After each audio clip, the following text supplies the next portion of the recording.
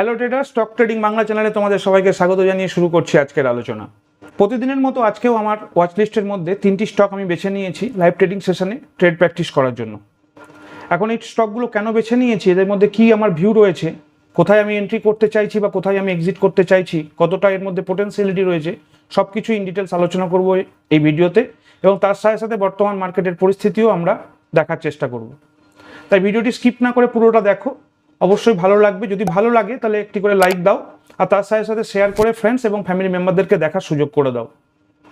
এই প্রসঙ্গে আমি তোমাদেরকে একটি কথা মনে পড়িয়ে দেবো যে আমি সেবি রেজিস্টার্ড কোনো স্টক অ্যানালিস্ট বা ফাইন্যান্সিয়াল অ্যাডভাইজার নই। তাই আমার বলে দেওয়া কোনো স্টকের উপরে সরাসরি ইনভেস্টমেন্ট বা ট্রেড তোমরা করবে না।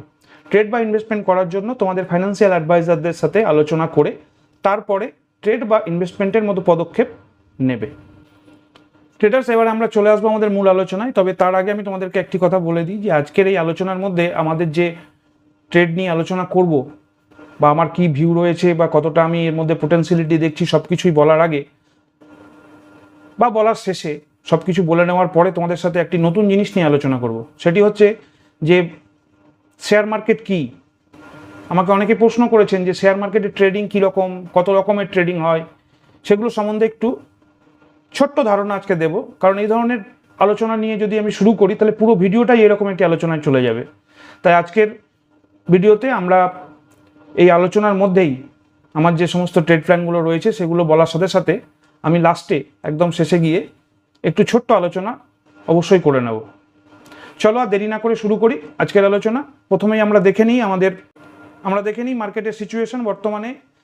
সেই যথারীতি নিফটি যে চ্যানেল বানিয়েছে সেই চ্যানেল থেকে এখনও বের হতে পারেনি এবং এই চ্যানেলের মধ্যেই এখনও পর্যন্ত ট্রেড করছে। তবে একটি ভালো খবর বা ভালো লক্ষণ যেটা আমি দেখতে পাচ্ছি সেটি হচ্ছে যে আজ লাস্ট ট্রেডিং সেশনে নিফটি যে ক্যান্ডেলটি বানিয়েছে সেটি কিন্তু দেখো অলমোস্ট ডোজি টাইপ, অর্থাৎ নিচের দিকে একটি বড় শ্যাডো বানিয়েছে এবং ওপরে উইকটা খুব ছোট্ট, অর্থাৎ একটা যেন মনে হচ্ছে কোথাও যে বায়ার অ্যাকুমুলেট হচ্ছে।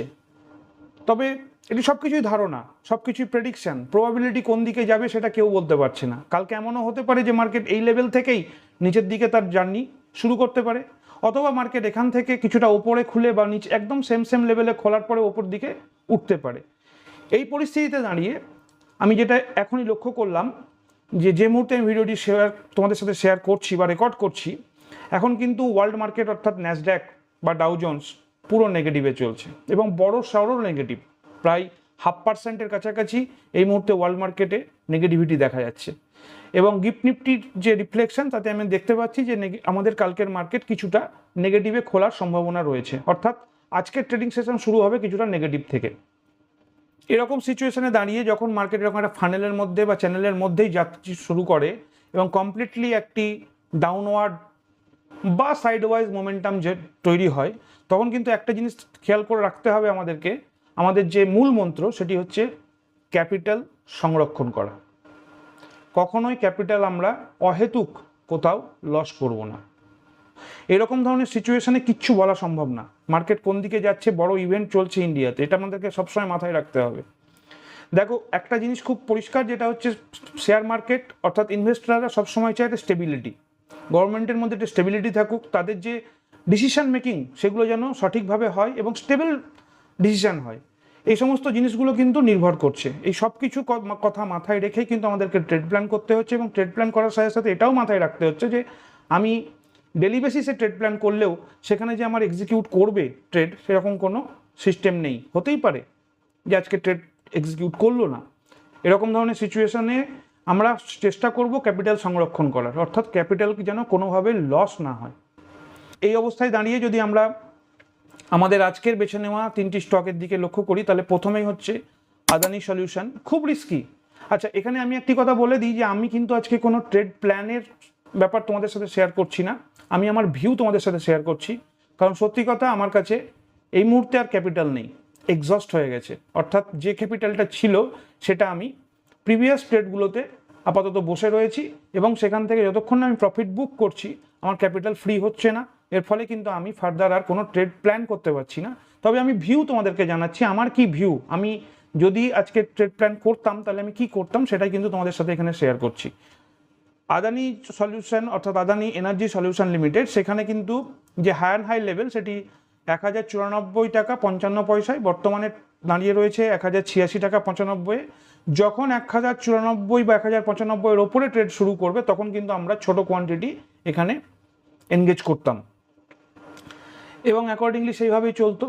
এখানে একটি বিশেষ পয়েন্টের জন্য আমি এই স্টকটিকে বেছে নিয়েছি। আমার ফিল্টারের মধ্যে এটি শো করছিল, কিন্তু অনেকগুলো স্টকই শো করছে। আমি কিছু কিছু স্টককে নিচের থেকে ফিল্টার আউট করে দিই, তার কারণ হচ্ছে তাদের মধ্যে সেই লেভেলের ভলিউম ব্রেকআউট বা যে ক্যান্ডেলের পরিস্থিতি সেটার উপর নির্ভর করে কিন্তু আমি এগুলোকে শর্ট আউট করি। এক্ষেত্রে কিন্তু দেখা যাচ্ছে যে লাস্ট ট্রেডিং সেশনে এই ক্যান্ডেলটি 200 EMA-কে সাপোর্ট নেয়। 200 EMA-তে সাপোর্ট নেওয়ার পরে ওপর দিকে জার্নি শুরু করে। এটি খুব একটা ভালো লক্ষণ।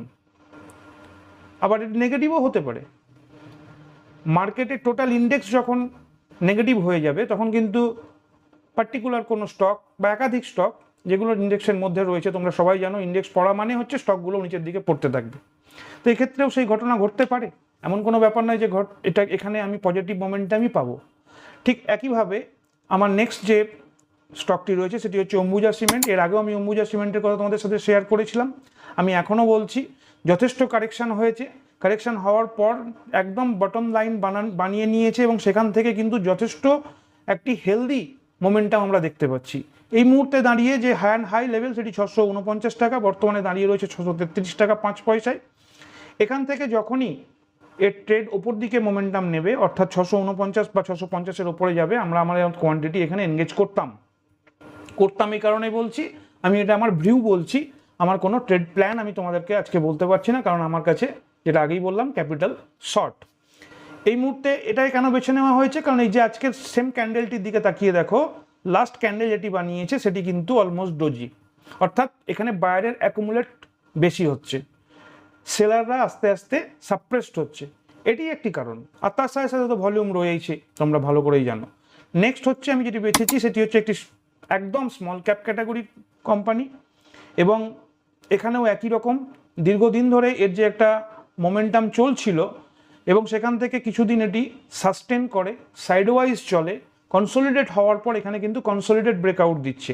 এই স্টকটি কিন্তু আমার 20 ডেজ হাইয়ের লেভেল থেকে বেরোয়নি, এই স্টকটি বেরিয়েছে আমার কনসোলিডেটেড ব্রেকআউট থেকে। কনসোলিডেটেড ব্রেকআউট মানে হচ্ছে কিছুদিন ধরে কোনো স্টক আপওয়ার্ড মোমেন্টাম দেওয়ার পরে যখন সবাই প্রফিট বুকিং তো করবেই, একটা নির্দিষ্ট লেভেলে পৌঁছে যাওয়ার পরে সবাই একটা প্যানিক তৈরি হয় যে আর হয়তো বাড়বে না। এক্ষেত্রে কি হয়, বায়ারেরা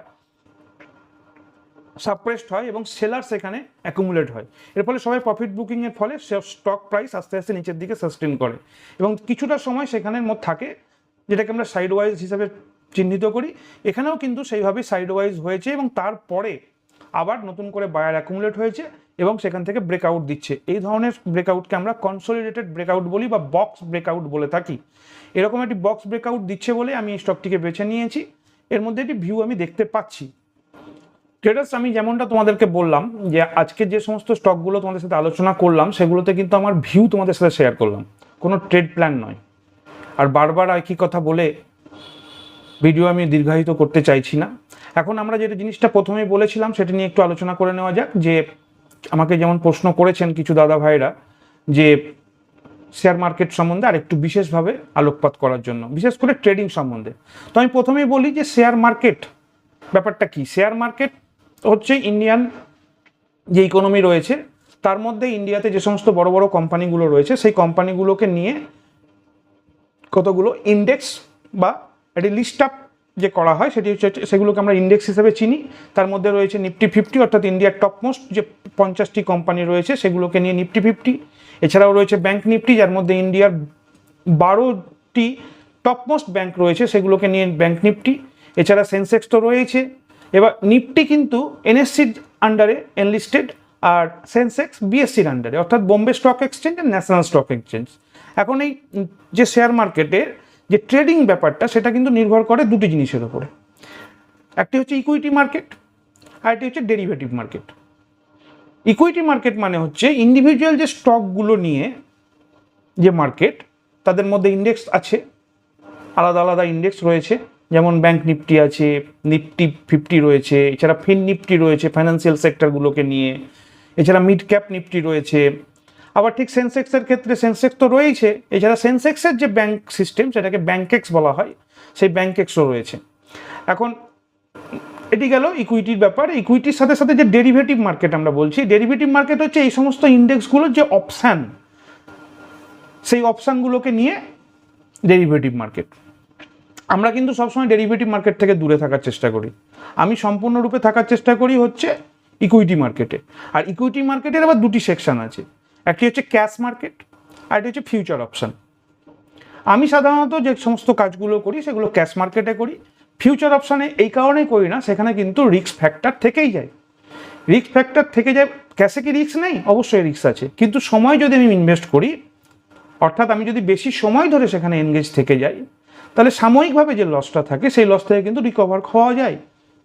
এবং এই সময় এক একটি স্টকের ক্ষেত্রে এক এক রকম হতে পারে, কখনো কখনো 1-2 বছর থেকে 3 বছর পর্যন্ত হোল্ডিংও থাকতে হতে পারে, তাতে এমন কোনো বড় ব্যাপার নয়। কেন বড় ব্যাপার নয়? আমাদের যে নিয়মে আমরা ট্রেড ফলো করি, তাতে প্রথমে ছোট ক্যাপিটাল এনগেজ করি। ছোট ক্যাপিটাল এনগেজ করার পর যখন নির্ধারিত লেভেলের আগেই শেয়ার প্রাইস নিচের দিকে ফল করে, তাহলে আমরা লসের সম্মুখীন হই। আর ছোট ক্যাপিটাল এনগেজ করার ফলে আমাদের লস কিন্তু ছোটই থাকে। যতই নিচে নামুক, 20% কারেকশান, 25%ও যদি কারেকশান হয়ে যায়, তাহলে আমাদের লস কিন্তু ওই ছোটো ক্যাপিটালের ওপরে 20% ক্যালকুলেশন হবে। এই কথাটা মাথায় রাখতে হবে আমাদেরকে সব সময়। আমি এই জিনিসটি বারবার ফলো করি এবং সবাইকে এটাই ফলো করার অনুরোধ জানাই। এখন ফিউচার অপশানের ক্ষেত্রে যেটা হচ্ছে, ফিউচার অপশানটা কি? ফিউচার অপশান হচ্ছে ইকুইটির প্রত্যেকটি ইকুইটি, সব ইকুইটিতে নেই, সব ইকুইটি বা সমস্ত শেয়ার প্রাইস শেয়ারের মধ্যে এটা দেখা যায় না, কিছু কিছু শেয়ারের ফিউচার অপশান থাকে। এবং সেই ফিউচার অপশান এই সমস্ত ডিটেলস আলোচনা করতে গেলে এটি পুরো সেশন চলে যাবে, আর সেটা নিয়ে আমি অবশ্যই একদিন আলোচনা করব। যদি তোমাদের এই বিষয়ে আরও বিষয় জানার থাকে তাহলে আমাকে জানাবে কমেন্ট করে। তবে একটি কথা বলবো যে এখন বেশি জেনে ফিউচারের মধ্যে মাথা না ঘামানোই ভালো। যতটা সম্ভব ক্যাশের মধ্যে থাকো, ক্যাশের মধ্যে থেকে নিজের ক্যাপিটালকে দ্বিগুণ করো, অ্যাটলিস্ট দ্বিগুণ করো। আজকে যদি 1 লাখ নিয়ে আমরা আমাদের কাজ বা জার্নি শুরু করি, তাহলে সেটাকে 2 করার চেষ্টা করো। যখন 2 হবে, তারপরে ফিউচারের কথা ভাববে। অর্থাৎ যে ক্যাপিটালই নিয়ে এসেছি আমরা, সেই ক্যাপিটালকে আগে ডবল করব, তারপরে আমরা ফিউচারের কথা ভাববো।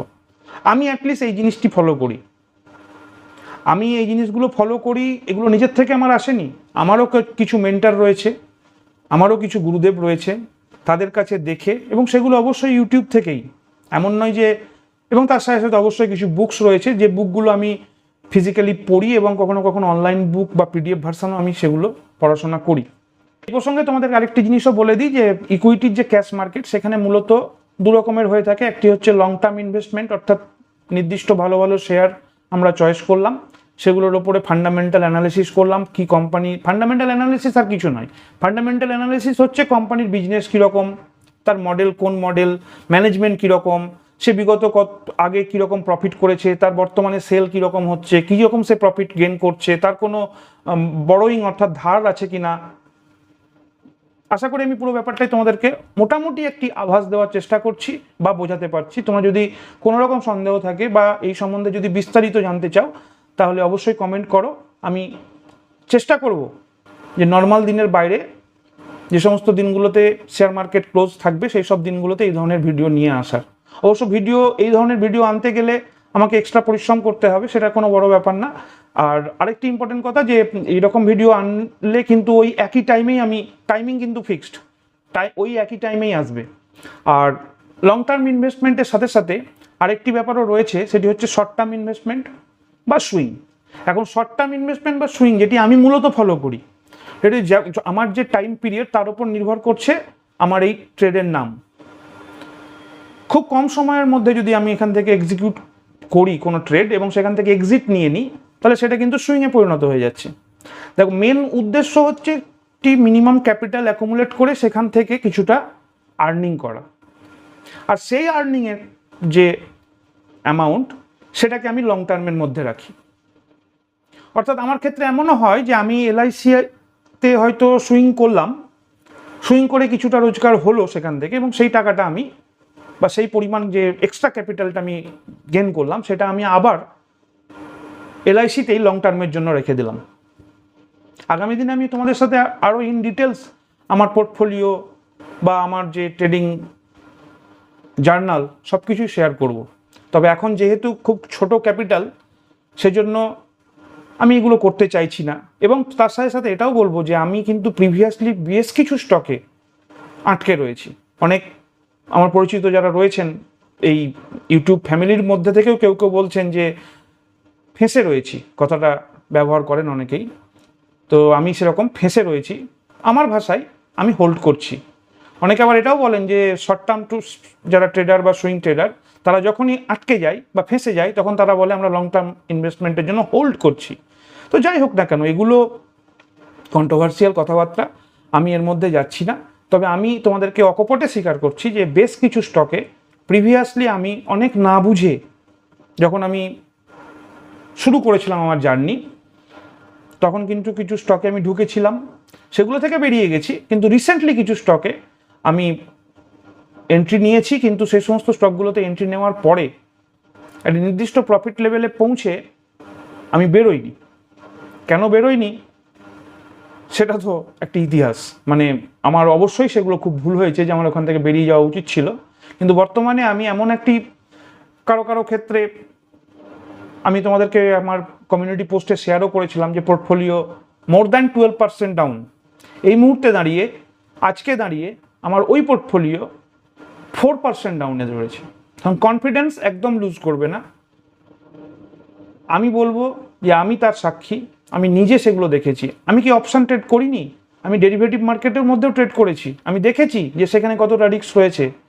এবং সর্বসাকুল্যে পুরো 3 মান্থ আমি কনজিকিউটিভ ট্রেড করার পরে দেখেছি যে আমি ওভারঅল লস করেছি। কোনো দিন অবশ্যই প্রফিট করেছি, কিন্তু তার পরবর্তী দিনে আমার পুরো যে রোজগারের অ্যামাউন্ট সেটি চলে গেছে। ওই যে আগে ভিডিওতে বলেছিলাম 3:30 বেজে গেল, গন। সুতরাং এই 3:30 অপেক্ষা করা আমার পক্ষে সম্ভব না। আর সারাদিন ধরে মার্কেটকে ওয়াচ করাও সম্ভব না, কারণ অন্যান্য কাজকর্মও তো করতে হয়, আমাকেও করতে হয়, আশা করি তোমাদেরকেও করতে হয়। আচ্ছা, এই প্রসঙ্গে আমি তোমাদেরকে একটি কথা বলবো, আমি কিন্তু বারবার সবাইকে তুমি বলে সম্বোধন করছি, কারণ আমি মনে করি যে আমার এই এক্সটেন্ডেড ইউটিউব ফ্যামিলি আমার খুব কাছের। আর কাছের বলেই তোমরা কিন্তু আমাকে দেখো এবং কমেন্ট করো এবং লাইক করো। আর এই কাছের হওয়ার জন্য এর উপর ভিত্তি করে কিন্তু আমি আমার একটা আবদার, এই আবদারের বশবর্তী হয়েই আমি সবার সাথে তুমি বলে সম্বোধন করি। যদি কারো খারাপ লেগে থাকে তাহলে একটু জানাবে, আমি চেষ্টা করবো নিজেকে সংশোধন করার। তবে কি বলতো, এই আপনি বলে সম্বোধন করলে একটু দূর পর মনে হয়। এই কারণেই আমি তুমিটাকে বেছে নিয়েছি। আর আমি সবার ক্ষেত্রেই, আমার বাস্তবিক বর্তমান নর্মাল লাইফের ক্ষেত্রে আমি সবাইকে তুমি বলেই সম্বোধন করি। একদম অফিসিয়াল কোনো কাজকর্মের ক্ষেত্রে আমি অবশ্যই আপনি বলে সম্বোধন করে থাকি। যাই হোক, অনেকটাই বড় হয়ে গেল আজকের আলোচনা। যদি পুরোটা দেখার পরে ভালো লেগে থাকে তাহলে লাইক করো, শেয়ার করো, ফ্রেন্ডস এবং ফ্যামিলি মেম্বারদেরকে দেখতে হেল্প করো। আর চ্যানেলে যারা নতুন তারা চ্যানেল সাবস্ক্রাইব করো। সাবস্ক্রাইব করার সাথে সাথে বেল আইকনটিকে প্রেস করে রাখো। এর ফলে নতুন ভিডিও দেওয়ার সাথে সাথে তোমাদের কাছে নোটিফিকেশান যাবে, আর নোটিফিকেশান গেলেই তোমরা তৎক্ষণাৎ ভিডিওটি দেখতে পারবে। ট্রেডার্স, আজকের মতো এখানেই শেষ করলাম। ভালো থেকো, সুস্থ থেকো, দেখা হবে পরের ভিডিওতে। জয় হিন্দ, জয় ভারত।